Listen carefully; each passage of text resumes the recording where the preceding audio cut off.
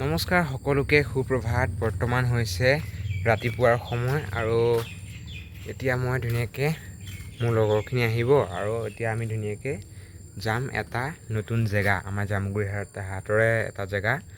চ' ক'ত গৈ আছোঁ কি কথা ভিডিঅ'টো লাষ্টলৈকে চালে গম পাবা। তো আৰম্ভ কৰোঁ আজিৰ ব্লগ। আৰু এইটো হৈছে কাজিৰঙাৰ এফাল, মানে কাজিৰঙাৰ আধা ভাগ ইপিনে আছে।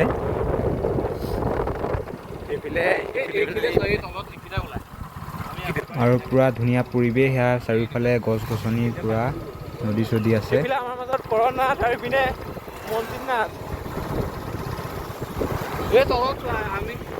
আমি আগৰবাৰ এইকেইটা পাইছিলো প্ৰাকৃতিক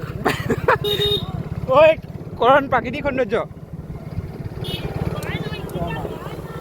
এনেদৰে আমি লগৰ লগত বহুখিনি ফূৰ্তি কৰিলোঁ আৰু ইয়াতে আমি গঁড়, হাতী, পহু এইবোৰ দেখা পালোঁ। আৰু আমি গঁড় দেখা পাওঁতে মানে অকণ সন্ধিয়া সময় হ'ল, চ' সেইকাৰণে কেপচাৰ কৰিব নোৱাৰিলোঁ। আজি আহিছোঁ আমি চিলডুবি, আৰু এইফালে আমাৰ লগত আহিছে নৱজিত গগৈ, এইফালে কৰনাথ। তোমাৰ এক্সপিৰিয়েঞ্চটো কেনেকুৱা লাগিছে কোৱা? কৰণ হাজৰিকা। তোমাৰ এক্সপিৰিয়েঞ্চটো কোৱা কেনেকুৱা লাগিছে? অপূৰ্ব, অতি সুন্দৰ, মনোমোহা কিছুমান দৃশ্য।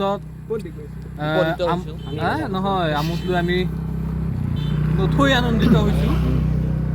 আৰু আগলৈও যাতে এনেধৰণৰ কিছুমান জীৱ জন্তুৰে আবৃত্ত আমি যদি পৰিৱেশ যদি আমি